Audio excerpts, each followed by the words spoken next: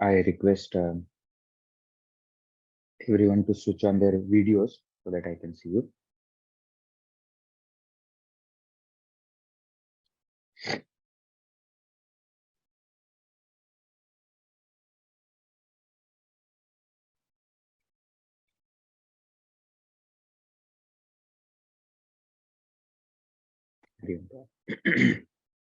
Shall we start?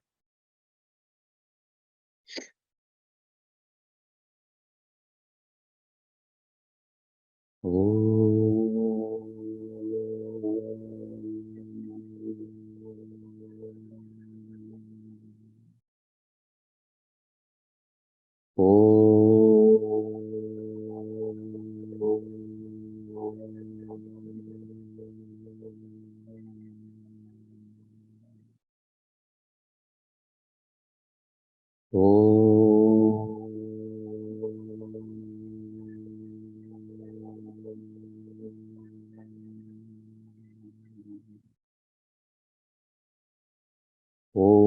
सहना भवतु सहनौ भुनक्तु सह वीर्यं करवावहै तेजस्विनावधीतमस्तु मा विद्विषावहै ॐ शान्ति शान्ति शान्तिः। ॐ श्री गणेशाय नमः। ॐ श्री सरस्वत्यै नमः। ॐ श्री गुरुभ्यो नमः। श्रुतिस्मृतिपुराणानाम् आलयं करुणालयं नमामि भगवत्पाद शङ्करं लोकशङ्करं समस्तजनकल्याणे निरतं करुणामयं नमामि चिन्मयं देवं सद्गुरुं ब्रह्मविद्वरं मूकं करोति वाचालं पङ्गुं लङ्घयते गिरिं यत्कृपातमहं वन्दे परमानन्दमाधवम् परमानन्दमाधवम्।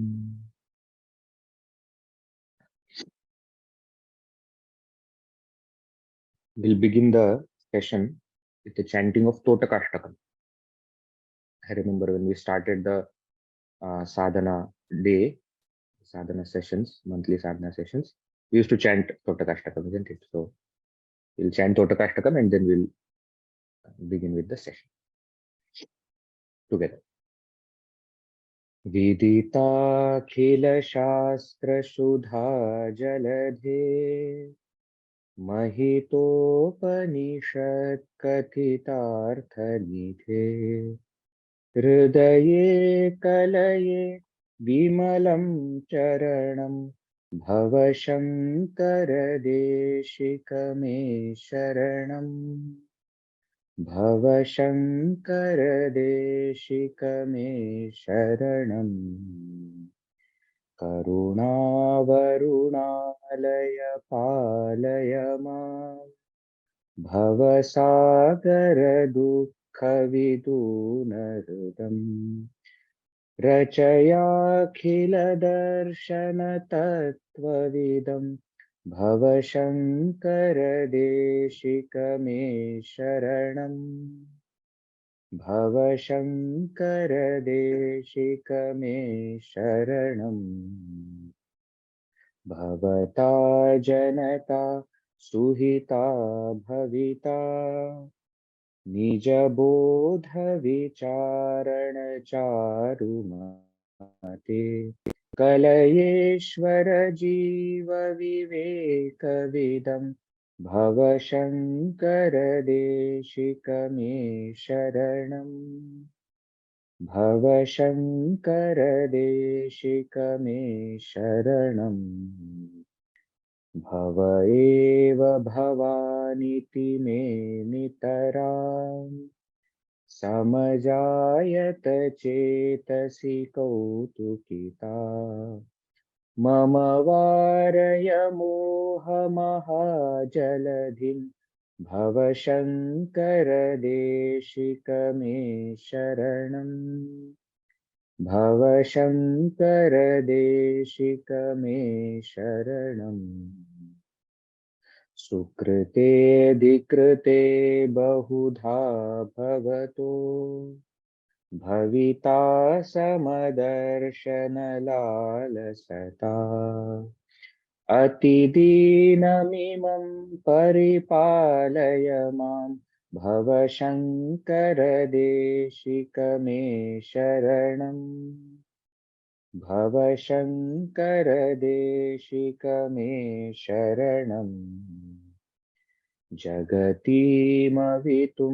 कलिताकृतयो विचरन्ति महसच्छलतः अहिमांशुरिवात्र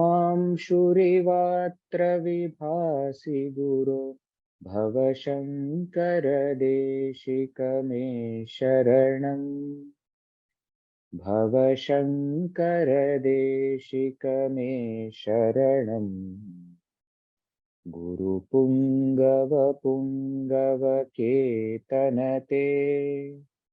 समतामयतां नहि कोऽपि सुधीः शरणागतवत्सलतत्त्वनिधे भव शङ्कर देशिक मे शरणम् भव शङ्कर देशिक मे शरणम् विदितान मया विशदैककला न च किञ्चन काञ्चनमस्ति गुरो द्रुतमेव विधेहि कृपां सहजां भव शङ्कर देशिक मे शरणम् भव शङ्कर देशिक मे शरणम्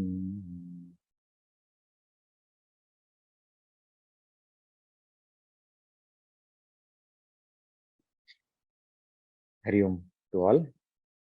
Salutations to one and all present from Adi Shankar Nilayam, International Foundation.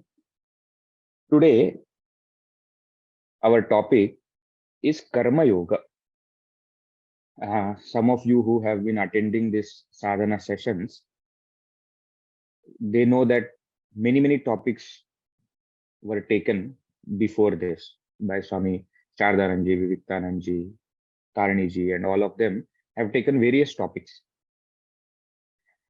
So for this month, today, I thought we'll take the topic of Karma Yoga, which has not been taken so far.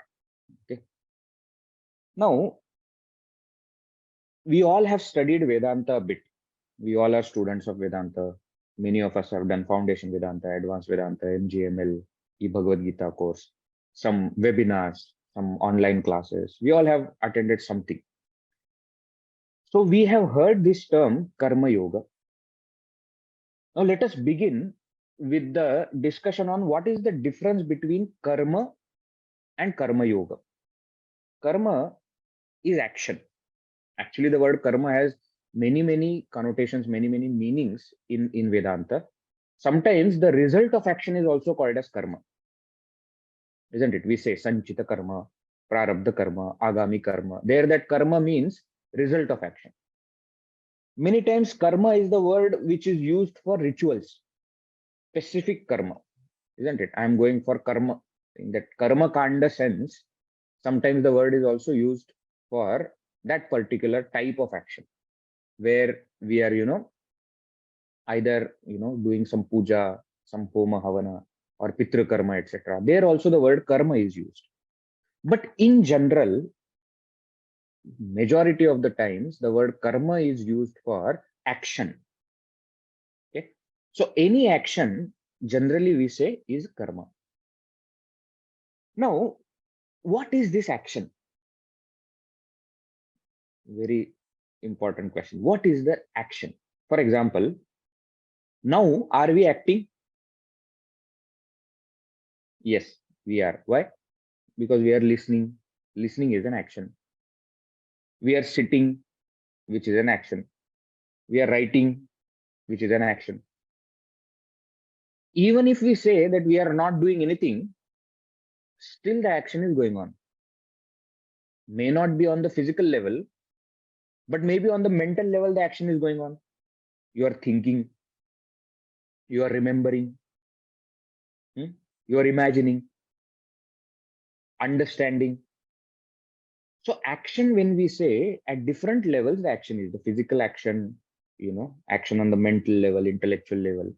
And even if we say when we are sleeping, in deep sleep, there is no physical movement is there. There is no mental thoughts are not there, ideas are not there, intellect is not working. But still the pranic action is going on.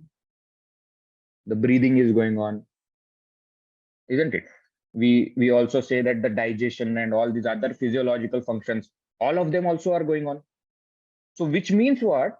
Even when we say we are not acting, in some way we are still acting.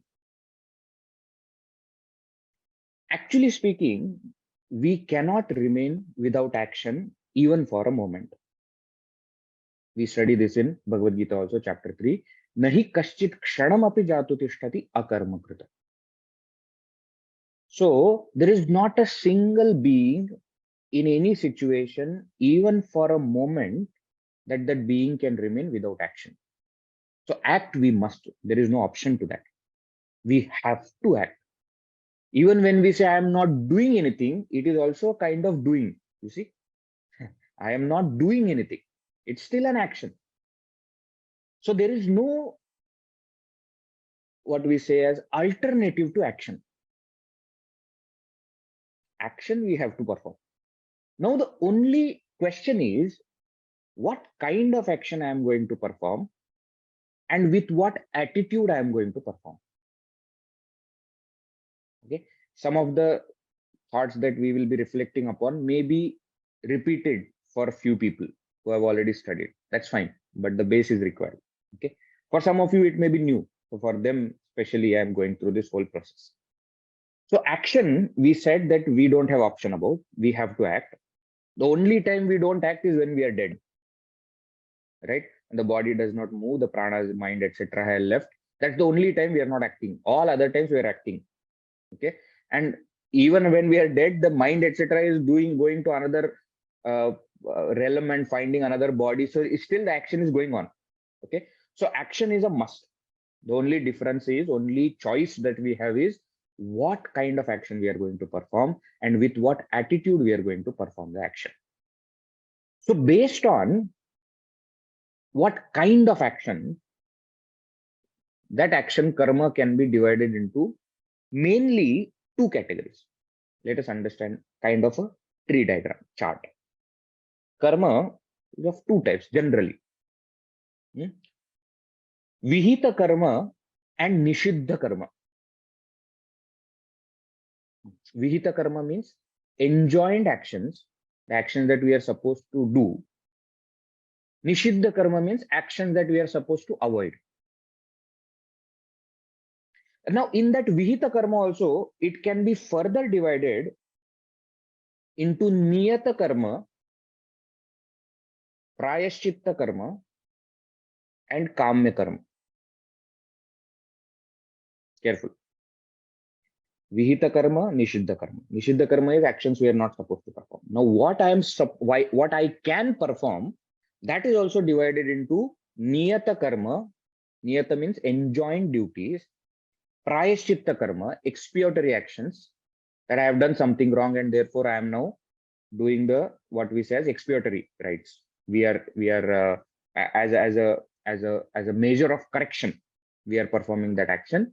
And kamya karma, desire prompted action, means what? It is not a duty, but if you have desire, do it. So niyata karma, prayaschitta karma, kamya karma. Now niyata karma is further divided into two: nitya karma and naimittika karma. Nitya karma, daily duties.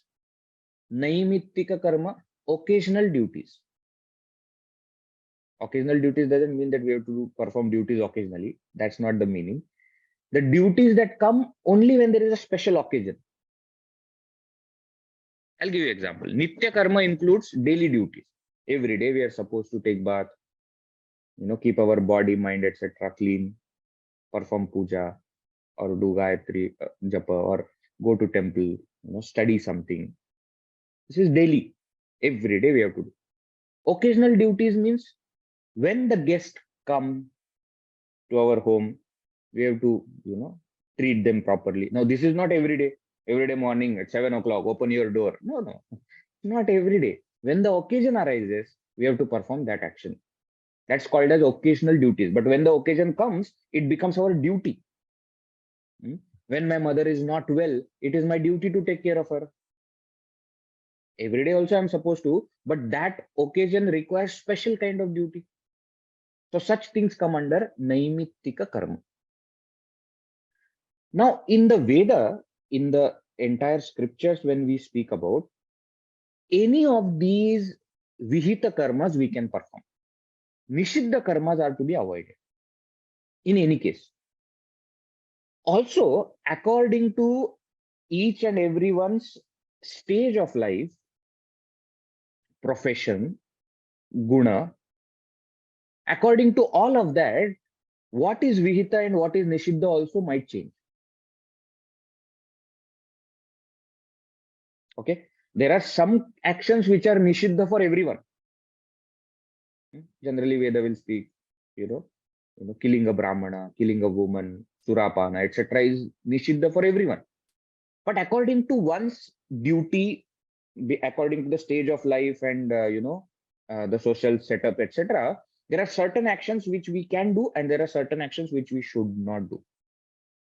So that also will change. Vihita karma and nishiddha. So this is in general for Veda. But when we come to spirituality, when we come to Vedanta, when we come to Adhyatmika Jivana, when we come to spiritual life, we are supposed to perform only Niyata Karma and Prayaschitta Karma. Even Kamya Karma goes to Nishiddha. Okay? Why? Because if the action is prompted by desires, it is going to take us outside. And in spiritual way, to go away from the self itself is papa. It's not just Nishiddha karma which will give papa. Even Kamya karma in spiritual way is papa karma. You understand the logic. Okay? It is going to take me away from myself. It is going to make the bondage stronger, ignorance stronger. So it's not for me. But Niyata karma, which is the duty, and Prayaschitta karma, which also becomes a duty because you have done something wrong in the past, that becomes the action that we have to perform. The action, right? So all the actions that we can have, there is entire classification in that. What we are supposed to do is duty. I'm now just going to call it as duty. Swadharma, okay? It includes nitya, naimittika, payachita, everything. Okay? Niyata karma. So remember where we started? Action we have to perform. So we have to understand what kind of action we have to perform. So that we have just now explained that what kind of action we have to perform. The duty is the action that we are supposed to perform. Now we come to the next question. With which attitude or with what attitude should we perform the duty? Why is it so important that the attitude should be thought about? Because the attitude behind the action decides the result of action. The attitude behind the action decides the result of action. Means, even if I am doing duty, but my attitude is selfish, then the result is not punya. Ideally duty should give punya. Even if I am doing charity, but the intention behind, the attitude behind that action is to gain name and fame, that I will become famous, that I am a very charitable person, then that action will not give punya. So the attitude or the intention behind action is very, very important. That actually decides whether that action is good or bad. Right? Gurudev Swami Chinmayanand always used to give this example that killing is bad, but when soldiers kill, that's not considered bad. Why? Because they are not killing out of their vengeance, isn't it? They are doing it as their job, as their duty. He says using knife on somebody is bad, but when it is in doctor's hand, it is good. Why? Because the intention of the doctor is not to kill the person, but use the same knife to make that person healthy.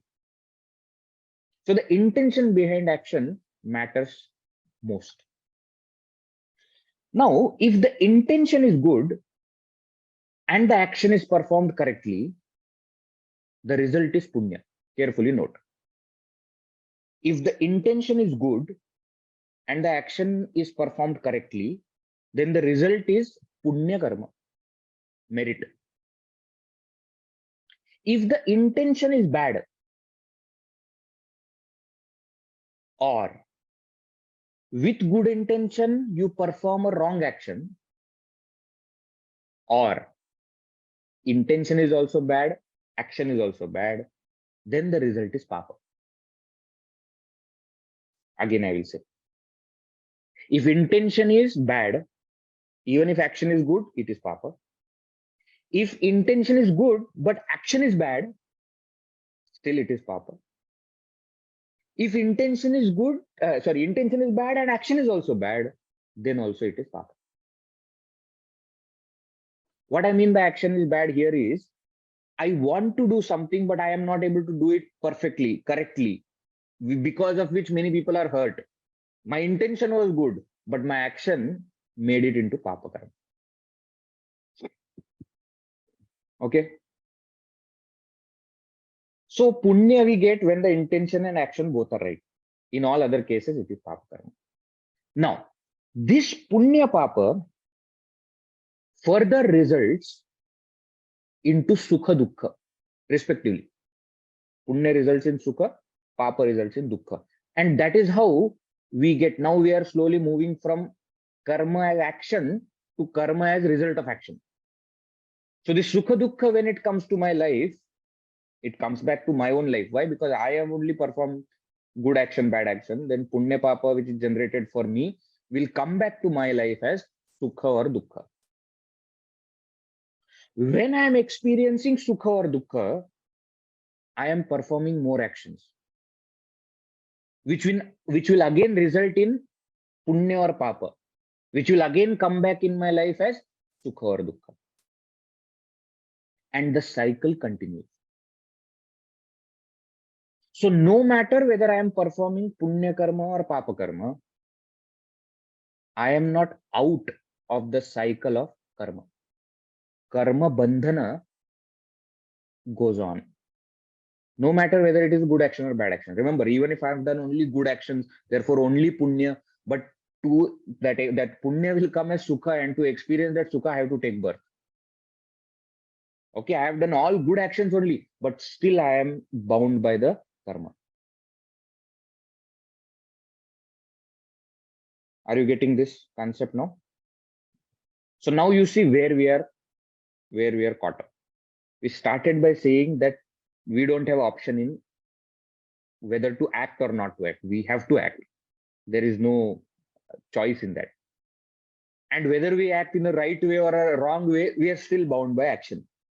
See, that is where we have come. So which means what? Sometimes we feel that this is not going to end. Why? See, action we have to perform.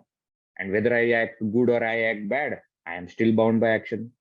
So samsara is going to continue forever. This is what we think.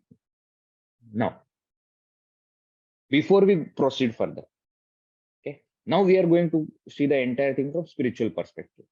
That doesn't mean good action and bad action are one and the same. Careful. Both keep us in bondage doesn't mean both are same. Vedji said anyways, good action or bad action, we are going to remain in the bondage of action. Therefore, let us do bad action. No. They both are not same. The only thing is they both are going to keep me in that bondage of action. But they both are not same. Okay. Good action is always better than bad action. Now what we have to think about, is there anything which is even better than good action? That is what we have to think. Okay. So many times spirituality, when people enter into, and this punya papa theory, etc., they understand, And from the spiritual standpoint, as we said that, finally Punya Papa both are a kind of Papa only because they keep us in the bondage of action. So they say, okay, then why? What is the point? I will do whatever I want. That the Yathechacharana is not not the solution. Whatever I feel I do, that is not right. Bad action is bad. Good action is good. There is no comparison. We have to think about, is there anything which is even better than good action? That is Karma Yoga. So from Karma now we are shifting to Karma Yoga. Why it is like that? First, let us understand what is Karma Yoga. Then we will come back to the topic, how this Karma Yoga will take me out of the cycle of karma, bondage of action. Karma Yoga is not a particular kind of action. But Karma Yoga speaks about the intention or attitude behind the action. Okay. So Karma Yoga is not a particular action. So when we say that I am performing Karma Yoga, it is not a particular action which I am performing. Okay, this point please note. And because it is not a particular action, but it is the intention or attitude behind the action, it can be done 24/7. If you change the attitude, that action will become Karma Yoga. Is this clear? All other actions, when I'm performing that action, I'm not doing anything else, but I cannot keep on doing the same action throughout the day. So I'm doing other actions also. So all other actions have starting point and ending point because they are physical or mental actions. Whereas Karma Yoga is not an action. It is an attitude behind the action. It is an intention behind the action.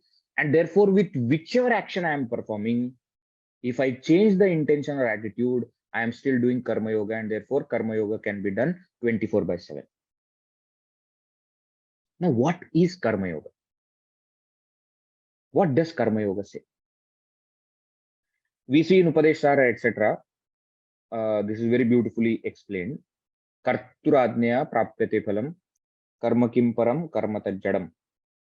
Kriti mahodadau patana karanam, phalam ashashvatam gati nirodhakam. So in the first two verses, he explains how karma is creating trouble for us. First of all, karma is not independent. It is dependent on God. Kartu adnya prapyate phalam. Result we get only by the grace of God. Karma kim param karma tajjadam. It is inert. Also, kriti mahodadau patana karanam. It is the cause of our falling into the cycle of samsara. I just now explained whether I perform good action or bad action, whether punya or papa, whether sukha or dukkha, we remain in that cycle. Kriti mahodadau patana karanam. And therefore, phalam, the result of action is also ashashvatam, is not permanent. And gati nirodhakam, it stops us from our main goal, attaining main goal. Now, in the third verse, Raman Maharshi ji gives the solution. That is where the Karma Yoga comes. Ishwararpitam na ichchaya kritam chitta shodhakam mukti sadhakam. Okay, beautiful. What is he saying? What is Karma Yoga? Ishwararpitam. It is the action which is arpita, which is offered, dedicated unto Ishvara. And very aptly he has used the word Ishvara. Okay.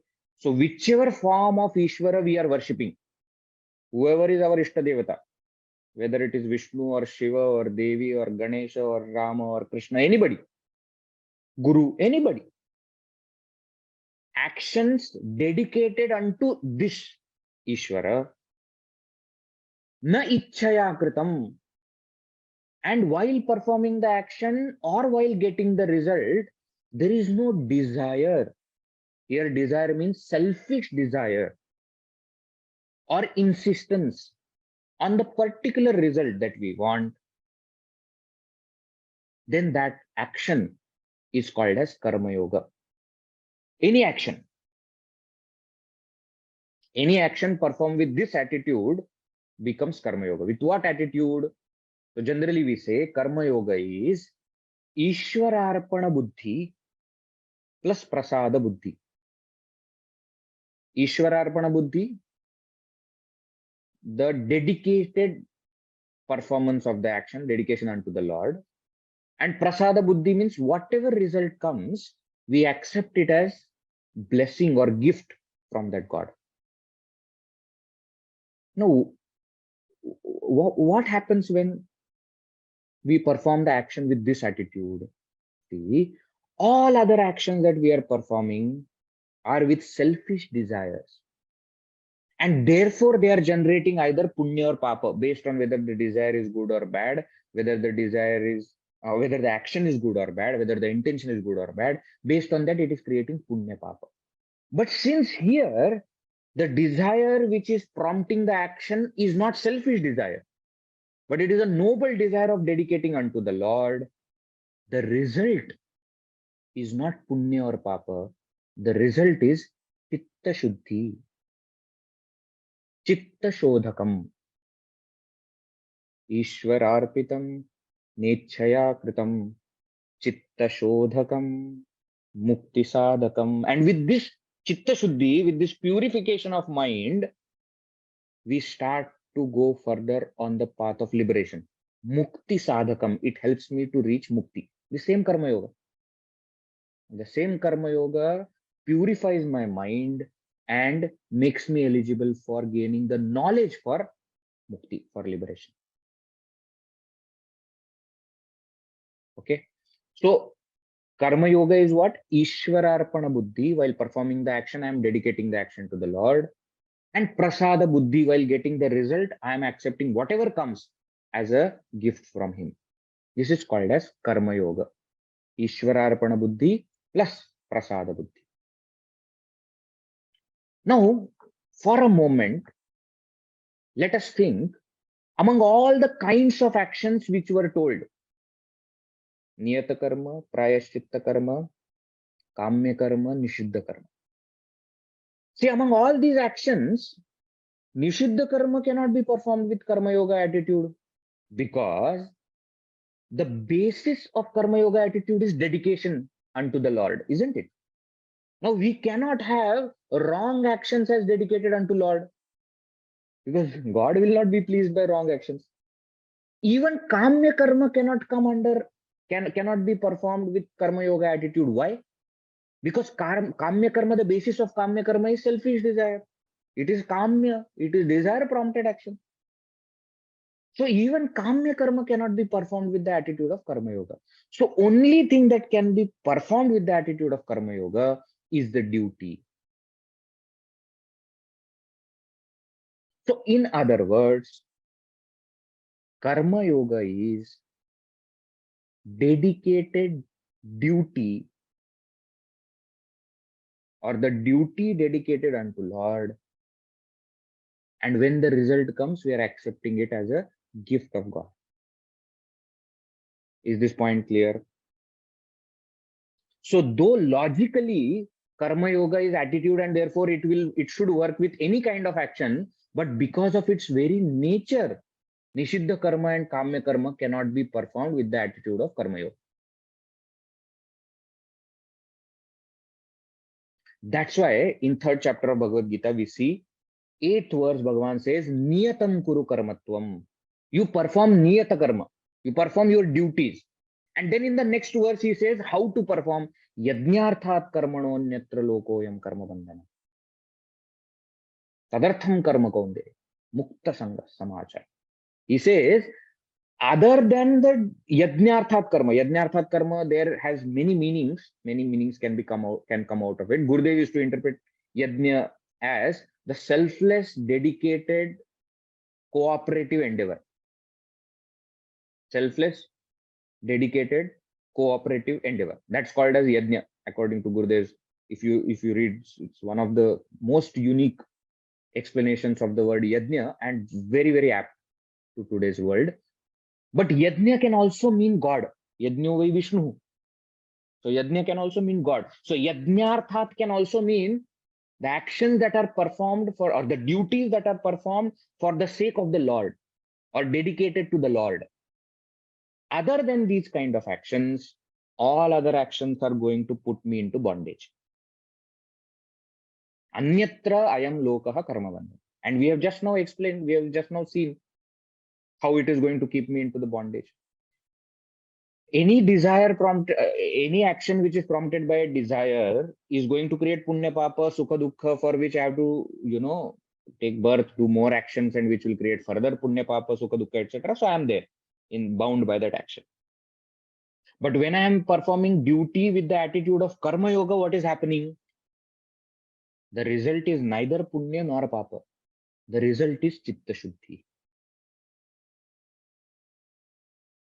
Okay, purity of mind, which does two things.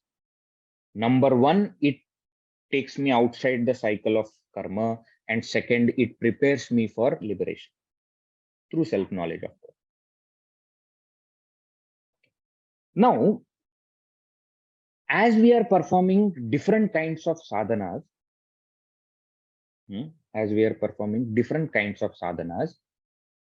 many times we get this funny idea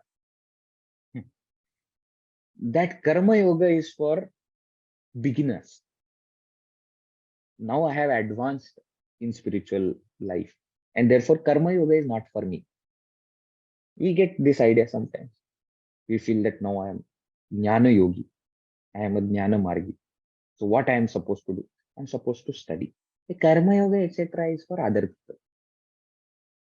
Now, please note, even if we are doing bhakti sadhana or jnana sadhana, bhakti sadhana is about a particular kind of action. Puja, japa, chintana, etc. Jnana sadhana also essentially is Shravana, Manana, Nididhyasana, etc. It's got a particular action. Though in Bhakti Sadhana and Jnana Sadhana also, that attitude of devotion, attitude of knowledge can, extend to all actions, but essentially it is a action which starts and ends. And hence, all other times, Karma Yoga is a must. If we see even in Bhagavad Gita, we always say that Bhagavad Gita, though it was given to Arjuna, but it is not for Arjuna that Bhagavad Gita is given. We say Bhagavad Gita was given to Arjuna for all of us. Shankaracharya also in Bhashya says, Arjunam nimitti kritya. Arjuna is only a medium. Bhagavan is talking to all of us. And we see that again and again in the entire Bhagavad Gita, after explaining everything, Bhagavan comes back and says, therefore, Arjuna, do your duties with the dedicated performance. Again and again, he comes back to that topic. We see first 6 chapters also, he is explaining Sankhya, he is explaining Sthita Prajna Lakshana. Again, he comes back and says, therefore, Arjuna, do your duty, do Karma Yoga. In the 3rd chapter, Arjuna asks, should I go for Atma Jnana or should I go for Karma Yoga? Bhagavan says, Karma Yoga. In 4th chapter also, Bhagavan says, therefore, Arjuna, perform Karma Yoga. In 5th chapter, again, Arjuna asks, should I go for Karma Sannyasa or should I perform Karma Yoga? Bhagavan says, do Karma Yoga. In the 6th chapter, even when the meditation is being explained, what does Bhagavan say? Bhagavan says that meditation is a great thing, and it is the pinnacle, it is the final sadhana. Therefore, Arjuna, do Karma Yoga. Why? Because the essence of Karma Yoga, sasannyasi cha yogi cha. One who is a Karma Yogi is also a sannyasi and is also a Dhyana Yogi. In 12th chapter, which is the end of the next 6 chapters, 7 to 12, is about Bhakta and Bhakti and Bhagavan. Even there, Bhagavan puts everything, and as the final thing, he says Karma Yoga is the highest. Shreyo hi jnanam abhyasat, jnana dhyanam vishishyate, dhyanat karma phala tyaga, tyagat shantirananta. Again, he puts Karma Yoga on top.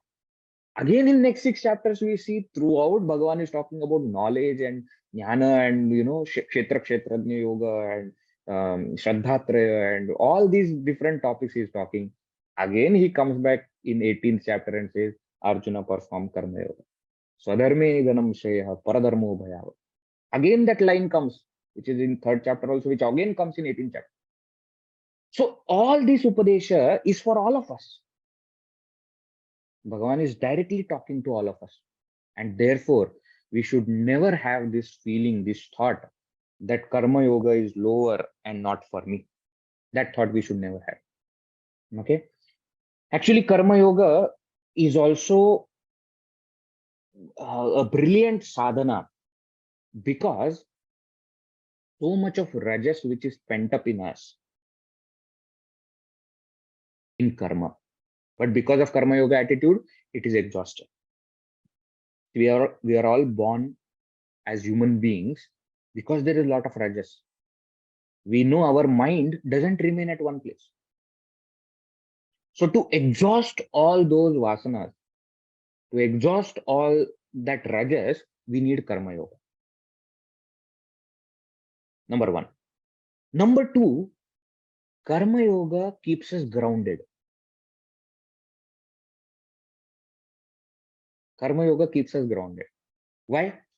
Because sometimes what happens, no, in jnana yoga, etc., we get the feeling that I have studied a lot. Now I am a very intelligent person. I am a scholar. I know so many things. You just ask Bhagavad Gita, I will tell you immediately. Even sometimes, Vedji, when you make mistakes, I know the correct verse of Bhagavad Gita when you are chanting. You made a mistake, but I know. I am a very intelligent person. Upanishad, you just take the name. I tuck, tuck, tuck, tuck, tuck. I will tell you everything. Great intellectual person. It gives a kind of high. And even in bhakti, bhakti sadhana, it happens. Bhakta than other people. It happens. It happens with sadhakas. But karma yoga will keep us grounded. And we see very, very interestingly in Upanishads, whenever the Shishya, the student, disciple approaches the Guru first tells, go and serve. We see in Prashna Upanishad, those who have studied, 6 students are approaching the teacher and they want to ask some questions. Teacher says, first you go and serve the ashram for 1 year, then come back. So 1 year they serve in the ashram, then they come back, then they are allowed to ask one. So one person asks a question. After that, again 1 year of service, then the second person asks a question. Then again 1 year of service, then the third person asks a question. And the questions also go on becoming subtler and subtler. And therefore, that much of seva is required. Why? Because it keeps us grounded. It creates the tuning to gain the knowledge properly.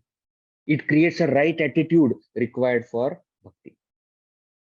Okay, so karma yoga is a must. All right. Bhagavan Sri Krishna himself in the 3rd chapter has given many, many reasons why should we perform karma yoga. 7 reasons he has given. First, he says we should perform karma yoga because it is a means for self-knowledge. That purity of mind, we become eligible for the self-knowledge. So it is a means for attaining moksha through self-knowledge. Second reason he gives is because Brahmaji, the creator, has ordained us to do karma yoga. When he created human beings, he also created yajna, and he said, now with this you flourish, you prosper. Third reason, I'm not going to go in elaboration because you can go to 3rd chapter and find out all these things. Third reason he gives is because there is a cyclic wheel of action in motion, and individual's contribution to that cyclic wheel is through karma yoga. Therefore, we must perform karma yoga. Fourth reason he says that there is an exemption to this law. There are people who are realized who need not do karma yoga. Arjuna, you are not in that category. Therefore, do karma yoga. And through Arjuna, he is talking to all of us. Okay. Number 5, he says we look around how the noble people are living. So because of Shishtachara, because of the noble people also are performing karma yoga. Therefore, we must do. Number 6, he says for Loka Sangraha. If you perform karma yoga, then there are people looking up to you who will also perform karma yoga and they will also be able to get the result of it. Therefore, you do it. And finally, the 7th reason he gives is Arjuna, I am the Lord of the universe. I have no kartavya karma. I have nothing that can bind me. I am the boss. I can do whatever I want, but still I am doing karma yoga. Therefore, you must also do. So in this way, Bhagavan has given reasons for Karma Yoga. Okay. Now as a sadhaka, we have reflected upon 2, 3 more reasons. Okay. Because Bhakti Sadhana and Jnana Sadhana is not sufficient. So Karma Yoga sometimes becomes important. Second reason we saw is because there is so much of rajas. To exhaust that rajas, Karma Yoga is important. Then we also saw that Karma Yoga keeps us grounded, and therefore Karma Yoga is important and required. Now we'll just conclude with one important thought, and then I will open the forum for questions.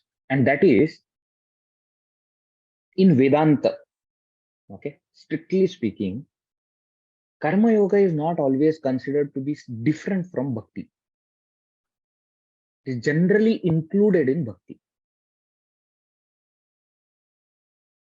Okay. Why? Because the essential point is same: dedication unto God. Of course, in Bhakti Marga, there is a specific there are specific steps, right? Puja, japa, etc., etc. But Karma Yoga is not very different from Bhakti Yoga, and therefore it is many times included in Bhakti Yoga, which is also fine. Which is also fine. Okay. As I told you, why? Because of that factor of dedication unto God, which is common. Okay. Just keep this in mind, because sometimes you may come across some, such talks or such topics, such things mentioned in the book. Don't suddenly get surprised that, oh, what is this Karma Yoga? Karma Yoga has to be different. Understand when they say that Karma Yoga is part of Bhakti Yoga, with what with what similarity they are saying. Just get that point also clear. But otherwise, as we said, as we saw now, Karma Yoga in itself is independent, is complete in itself. Okay. So I think enough for today. We have just seen the basis of Karma Yoga and how, why, what about the Karma Yoga. Okay. Now we can open the forum for questions. If you have any questions to ask, please either raise your hands or unmute yourself and you can ask the questions. Can be very relative, depending on, differs from culture to culture, religion to religion. And we have heard that in the name of God, people commit so many crimes, but the person's conviction is that he's doing it for God. So where do those kind of karmas come under? Because for one person it is nishidha, but for another one, I'm doing it for God, but it could be a crime. That is the point, that whether the action is good or bad is not dependent on person. I may feel it is right. Okay. Who decides whether the action is good or bad? It's not the person. It's not the society also. Some social norms may be there, which may be wrong. What I mean is, the society is not the final judge of what is right, what is wrong. So what is the final, who is the final judge? We say Shastra is the final judge. Shastra tells us what are the right actions, what are the wrong actions. So if your Shastra says that killing people in the name of God is good action, then you need to change your Shastra. Because no Shastra should say like that. No God will want like that. Every Shastra, every religion in essence should say that every life matters. And you have no right to take anybody's life away. Even if you think that you are convinced that you are doing it for God, that doesn't mean that you are actually. Having said this, even for a person who thinks that killing is good when done for God, deep within him or her, he or she knows that they are doing something wrong. Conscience always tells us, okay, we may not be listening to that conscience, we may not be paying attention to it, but it tells us that this is not right. Okay. So Nishiddha Karma, what is Nishiddha Karma is not decided by what a person feels or what the society has decided. Sometimes it may be in line, but that is not the final judge. Okay. A bad action is a bad action. whether I feel that way.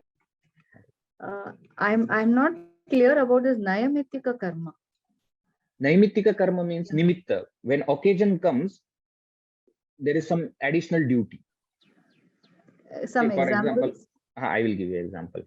Suppose you have children, okay, and the children come of right age where they have to be initiated into Upanayana Samskara, thread ceremony, or they have to, we have to get them married, etc. Now that becomes your duty. It's not part of daily duty. It's not that every day you have to do this, but when the occasion comes, it becomes your duty. As I was mentioning another example, when the guest comes, then treating that guest well is my duty. But it is only when the guest comes, that occasion arises, then it becomes my duty. As far as Shastras are concerned, sir? In Shastra also, all these are Naimittika karmas are mentioned, which I just now gave 3 examples. They are mentioned as Naimittika karma. Sometimes they will also mention something called as apad dharma. Have you heard about this term? Apad dharma. No. That generally it is not your dharma, but when the apatti comes, when some difficult situation comes, it becomes your dharma. For example, when the entire country is in war, even other civilians are, inspired to join the army. Generally, you are not supposed to, but at that time, you have to take one in hand. Why? Because it is apad dharma. Because occasion demands me to do that. Okay. Now, even with this Nayamitika karma, Karma Yoga comes in? Yes, because Naimittika karma is also duty. Okay. So Niyata karma, we said, no, Niyata karma includes Nitya and Naimittika both. So Mahabharata war was a apad dharma. Mahabharata war. For whom? For the country or for No. India. No. You see, for Kauravas, it was Kamya karma. They wanted the war. For Pandavas, it became Naimittika karma. According to Shastras, killing whom is wrong. For Kshatriyas to kill other Kshatriyas for the sake of protection of country is not wrong. They are soldiers. They are supposed to do that. Okay. And in Mahabharata war also only Kshatriyas fought.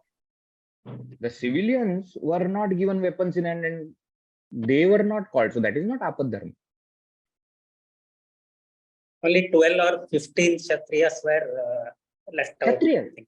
Correct. Kshatriyas, no. The Kshatriyas, it is like saying that the entire army capacity of the entire country was at one place. Okay. But civilians were not given weapons. That's Whereas if you see in another occasion when Chanakya, etc., at that time when the invaders were there and attacking, Chanakya taught everyone to fight. Why? Because it was required at that time. In our own India's freedom struggle, etc., not just Kshatriyas, everybody. Why? Apad dharma, it was required. Hope that is clear. How do we practice Karma Yoga in our daily life? So what has to be done is, number one, when we say we have to dedicate the action to God, what does it mean? It means that I am not doing it for myself, but I am doing it as a service unto Lord. Now, it can be a simple action like taking bath. Even taking bath, how can it become Karma Yoga? Because I am not doing it for myself, I am doing it for God. How can you do for God this simple action? Because my body is given by God. And therefore, to take care of the body is dedicated unto God. I'll give you a simple example. Sometimes when you are working in a company and you travel on behalf of your company, all your actions are dedicated to the company. True or no?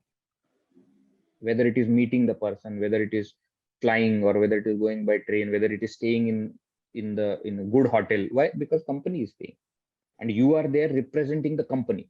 All my actions are dedicated to the company. Every single thing that I do, whether I shake hand with somebody or whether I decide not to shake hand, it's my company's thing online. Why? Because I am doing on behalf of my company. So every single action then becomes dedicated to company. In the same way, company gives me salary and therefore I'm doing this. God has given me everything that I have. So whatever I do with what he has given has to be finally dedicated unto that Lord. So every single action. So that's why in our tradition, in our culture, etc., we see before every single action we remember God.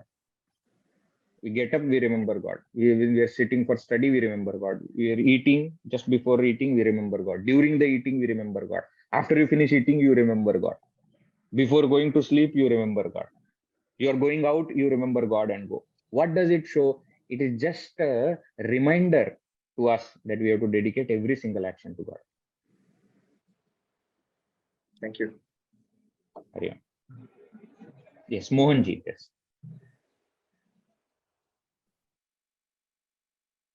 Am I audible? Am I audible? Yes. Can I ask in Hindi? Please. Salutation, Swami ji. अभी हम बात करते हैं the nature of कर्मयोग, मतलब इसमें आपने दो बताया, एक एटीट्यूड और एक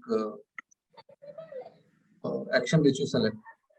तो अगर हम जो एक्शन सेलेक्ट करते हैं इसके थोड़े नेचर की बात करें तो इसमें दो चीजें होती हैं कि जैसे लोक संग्रह की बात करते हैं और अपना डिसिप्लिन, पहले अपना जैसे हम डिसिप्लिन मेंटेन करते हैं कि नहीं, उसमें हम काम में का जो रेशियो है वो ज्यादा तो नहीं है, मतलब तो इसमें जैसे दो मत आते हैं, तो हम स्क्रिप्चर के हिसाब से सही मत को चूज करना चाहते हैं। जैसे कि लोग संग्रह बोलते हैं कि व्हेन यू आप जो सुनते हैं अगर वो बताते भी हैं और फॉलो भी करते हैं तो उससे ये होता है कि because you are telling you are answerable to others as well, तो वो एक जो चीज है आपको और अवेयर होने पे मजबूर करती है। और दूसरा ये कॉन्शियस बोलता है कि जब तक कि हमारा डिसिप्लिन परफेक्ट नहीं है तो हम क्यों उस चीज को दूसरों को बताएं। पहले हम अपना एक कॉन्फिडेंट हो जाए कि जो तो हमारा डिसिप्लिन है, जो स्पिरिचुअल डिसिप्लिन है वो हम प्रॉपरली फॉलो कर रहे हैं कि नहीं कर रहे हैं। फॉर एग्जांपल ऐसा एक दिमाग में आता है कि जो मॉर्निंग एंड इवनिंग टाइमिंग है ये इसमें मन जो है अंतर्मुख रहता है, तो इसमें जो पर्सनल साधना है वो हेल्प करती है। एंड जब वो बाहरमुख होने लगता है मन, जैसे कि आफ्टर यू टेक आफ्टर 11 और सो एंड बिफोर इवनिंग, तो वो जो है उसमें मन नेचुरली बाहरमुख रहता है, तो उसमें आप इस तरह के एक्शंस चूज कर सकते हैं जो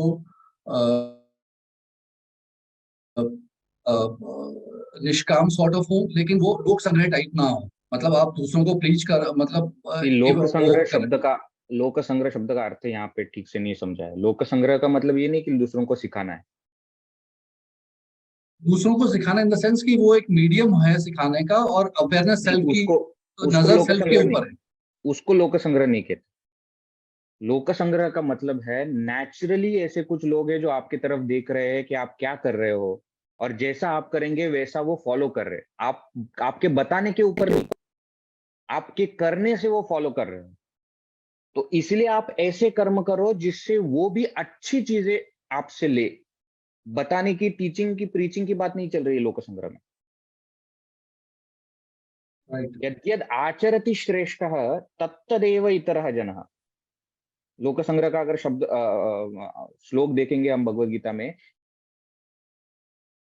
जो वो श्रेष्ठ पुरुष करता है उसको लोग फॉलो करते हैं, इसको लोक संग्रह का है। जो वो बोलता है उसको नहीं।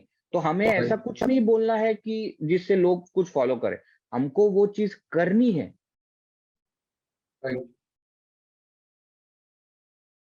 ठीक है। तो see, it is one thing is when people are looking at us, we become more aware and we start performing responsibly and we start performing good action. But you see, that is only half of karma yoga when you are outside. No? Inside the room, when you are alone, what do? That is not dependent on anybody is seeing. No? So what you said, second point, which is discipline. Of course, we have to pay attention to our discipline and our spiritual sadhana, etc. There is no doubt about it. But that doesn't mean we have to do something extra. It's all part. It's all sadhana is one whole thing. It's not divided into bits and pieces that nishkama karma is different sadhana, and then when what I do in my room, japa, etc. is different sadhana. No, everything is one whole thing. So when you say that, मतलब अगर हम discipline में if you are restricted to discipline only, तो फिर ये एक जो बात होती है कि ये कि आपके you should be usable useful also to others, तो वो एक जो पॉइंट है वो फिर मिसिंग नहीं हो जाता है। नहीं, that is why karma yoga, no? Karma yoga is to serve the entire world with the And dedication unto Lord. for serving the entire world, the level of awareness that you are very much aware of what is going inside you, उसका वो जो है वो part भी तो strong होना चाहिए। नहीं, ऐसा ऐसा नहीं है। आएगा ना, वो स्लोली स्लोली आएगा। जितना हम पढ़ते जाएंगे उतना वो अवेयरनेस बढ़ते जाएगा। वो तो आ जाएगा ना आराम से, लेकिन सेवा तो करनी है, ड्यूटी तो करनी है। Right. That cannot be excluded. And also please remember, you doing your duty which is given to you itself is serving the world. You don't have to do extra things. You as an individual have duty towards the family, you have duty towards the society, you have duty towards the nation. You do that duty, that is. The only thing is that while doing that duty, don't do it for yourself. Don't do it for a selfish purpose. Do it as a dedication unto Lord. Then it will become karma yoga.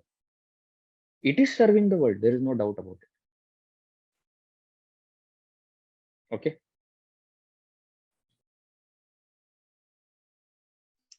Hello, Hariom. हाँ, एक second ना, प्रीता एक second ना, प्रीता कुमारी, yes, please. Yes, so you can hear me? Yes. Yeah. Thank you so much. Amazing teaching. I just had two questions. One is that when we think like in Advaita, that we think that this consciousness and me are one. So in that, when we say this surrender and prasad, we are surrendering to whom? I mean, if you are not thinking of God as a separate being, and we are dedicating and submitting this result to the consciousness. I'm just a little confused about that. Yeah, we can. To the consciousness. Okay. Yes, and not to the mind. But it doesn't which has make a desires. difference to the consciousness. I mean, I'm a little confused. No, it doesn't make a difference to the consciousness, but it makes a difference for me. Right. Second thing I wanted to ask you was, when we are working and we are doing work, and then you get or you're getting income, even if you say I'm not doing it for a desire, but you are also earning with it. So should we do something where you don't earn to call it karma yoga? Because No. there will Even be what some you do, desire attached, because there's some wealth coming from it. I mean, how do you disconnect from that? you see, there are two ways to do it. Number one, when you are performing the action, you should not say that I am doing it for salary. Salary should be the byproduct. This is my way of serving the society. So I get salary out of it is a byproduct. Then again, when this is the attitude, what you do with that salary? You use it to serve people more. Then it doesn't remain an action. Then you are not attached to it. Then the same action becomes karma yoga. Actually, you should do more and more actions, get more and more salary, and invest it in people. Give it to people, not invest. Use it for serving people. If God has given us that ability that we can get money, some people have knack of it, then that should be used to serve the society more. So not necessarily it will become a desire prompted action. It can become karma yoga. Yes. Hari Om. Sunita ji, yes. Hari Om Swamiji, I have a very basic question. When you said karma yoga is a 24/7 dedication to God, Can be. perform, yeah, you said we perform hundreds of actions in a day. And like you mentioned that, yeah, when we get up, when we go out, when we do puja, we remember God. How does one remember God with every action that we do? How can we make it like a 24/7? Is it possible practically? Yeah, I just wanted to know. It is possible. So there are, see, either you do every action and dedicate it unto Lord, or you dedicate yourself unto Lord. Then every action that we perform will automatically be dedicated unto Him. Yeah. How does one do that, Swamiji? Because it is every action, like you said, I mean, we should remember like every single action that we do, like hundreds of actions in a day. Is it What is the It best is way of? difficult. So that's what I'm saying. See, it is difficult to separately dedicate each action to God. It becomes difficult. You will not even remember. But what happens is when we dedicate ourselves unto Lord, what it means is when we really understand that whatever I am is only because of God. Okay. And therefore, whatever I do with what I have is only His worship. When we have that point clear, then every action that we do is automatically dedicated to God.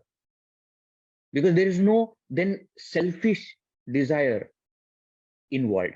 For example, I'll explain. Suppose you are serving an organization, whether it is a company or a spiritual organization, you are so much inspired by the vision of that organization that whatever they say, you do. Now, why? Because you have dedicated yourself to that organization. Okay. So then naturally, every action that you perform is dedicated. Why? Because you are ready to do whatever comes. Today, they tell me to take session, take session. Tomorrow, they tell me to clean the ashram, you clean the ashram. Next day, they say you cook and feed the people, you feed the people. Next day, you say you don't do anything, just sit, just sit. Why? Because I have dedicated myself to Lord, to the organization. So that is another way of karma yoga, where each and every action you are not dedicating, but you are dedicating yourself. And therefore, naturally, all the actions are dedicated. So like first thing in the morning, you get up and like say, okay, today is You a don't day. even have to do that. Okay. Eventually, what will happen is it will become so much part of you that you don't even have to mention it in the morning or before you sleep that, okay, today I'm going to perform all my actions dedicated. No, it will happen naturally. Okay. See, another example I'll give. When the mother, just, delivers as a baby, does she remind herself that my action should be dedicated to the child? No, No. it is natural outpouring. Even when she goes for eating, her one eye is towards the child, whether he has gotten up. Isn't it? Even sometimes the mother-in-law says that, for a long time you're, always with the kid, you go out. Please go out. For a few hours, just go around and come back. Even when she goes out, her entire attention is what that child is doing at home. Why? She's dedicated herself to the child. Then every action, even she sleeps in the afternoon. Why? Because she knows that night the child will not let her sleep. So even that sleep is dedicated to that remaining awake at night. So you see, even sleep is dedicated. Thank you. That kind of love we should have for God. Then all the actions will be automatically dedicated. Thank you. Right, Hari Om. Yes, Durga ji or Krishna Veni ji. Yes. Yeah, thanks for.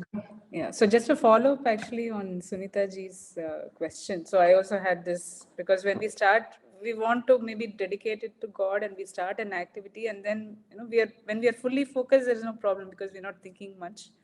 But then after the action is over, based on the results we are anxious, and or the other way around. So I was also thinking, so before every action, then should we, think of God, and also after the action, maybe should we, remember God for a moment and so on. But what I understood from what you just explained for Sunita ji, so it is about strengthening the ideal that we have at the intellectual level so that the mind is guided by it, right? So this is a classic mind intellect conflict maybe that prevents us from doing karma yoga. When you say that the intellect should be inspired by the ideal, please attach to it that the ideal should be loved by the mind. That's why the second example that I gave of mother, then it becomes natural. And that's why in Vedanta we say that karma yoga is not a separate thing from bhakti yoga. Okay. Yeah. Okay. Yeah. Got it. So Yeah. Gurudev always used to say that it is a joint venture of head and heart. Where with the head you are inspired, with the heart you love. So the alignment at both levels are required. Yeah. Yes. Thank you so much. Yeah. Yes, who has not asked question? Yeah, Hari Om. Yes. Swamiji, Krishna Vedi. Yes, yes. can I ask a question? Yes, please. Yeah, thanks for giving me this opportunity, first of all. And my question is, how can we make the students, especially in their prime age, in their teens, relate to this karma yoga in an effective way? Because my kids almost are their +2 level, and I see they're almost just stressed out, always, always fearful sometimes to face exams. Which is taking a toll on their health. So how can we, make them relate to this karma yoga and be fearless and face it and work in an effective way, actually? Okay. See, number one is, please don't think that we will tell them to do it and they will do it. Okay. Right. They are not at that age where they will just listen to you and they will do it. The only way you can make them do it is by you doing it. Right. And then give them time to understand that thing and then adapt it. There is no other way to teach youngsters. Because you may say so many things which are very important, and looking back at your life, you think that, oh, if I would have followed this in my young days, it would have been nice. Remember, in your young days, your parents were trying to tell you same thing, which you didn't listen.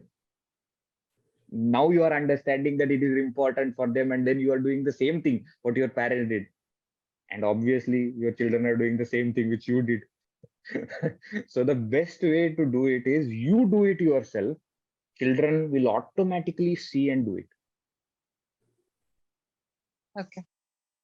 That's the best way. I always give this example of Sachin Tendulkar when he got retired from international cricket. And in that last speech that he gave, he said that my father taught me so many things without teaching. Because my father used to do, I used to observe, and I became like him. How he faced the situations, how he was stable when so many problems were there in the family. He said, that's what taught me. What? Not the words of the father, but the actions of the father. Right. Okay. Thank you. Hari Om. Yes, we'll come. Chandaji, yes. You have to unmute. Amma, you have to unmute. Yes. First of all, I want to say this was a brilliant session. I've been missing on the Sunday sessions for a long time. And the one very strong thought that I've got in my mind, having heard this whole thing, is one can, in our prayers, begin the day by saying, I dedicate all my actions, thoughts, words, feelings to God. Yes. And that, I think, has an impact, and whatever we do happens with that intention. So that's my take. Yes. With that, you also add a prayer. Then the prayer follows. Saying that, God, please help me. Please make sure that all my actions are dedicated unto you. Yes, that is a very good suggestion. Thank you. Yeah, so that has been my major takeaway from your session. Thank you so much. Hari Om. Yes, Sumantini ji, Preeta ji, yes. Anyone? Hari Om Veji. This is in continuation with the previous discussion by Sunita ji and I think one more person. So one way of keeping the Lord in our minds every moment, I don't know whether I'm correct or not, being aware of every action we do so that it is done to the fullest, not leaving anything undone. Is this one way of dedicating all our actions to God? It can be beginning of that dedication. See, being aware of every action is that you're only aware at the moment, but still you have to dedicate that action to God. There's one more facet to be attached to it. No? I can do that for selfish actions also. I'm aware of every action that I am doing, but it can be done for selfish purpose. Meaning not with the selfish mindset. It is, for example, if we are teaching. So we teach only with the thought that the students have to be taught. It's not that the students have to go out of the classroom and tell that she was a very good teacher. Now that is the attitude of duty. Now that is the attitude of duty. What Karma Yoga is telling is, I am teaching to the students, not because I am supposed to teach, just because of that, but because God has given me this job. So I am in a way serving the Lord by doing my duty of teaching. So then there is not even a question of whether I am teaching, whether I am a great teacher or not. Those thoughts itself is not there. I am just to the best of my capacity. I am fulfilling my duty given by God. Not even attaching it to the students should learn from whatever I am teaching. So that thought Surely also not should attaching to it. Surely not. Why? Because then what you are doing is you are insisting on the result of action, which is against Karma Yoga concept. And then that thought will generate anger, disappointment in your mind when they don't do it.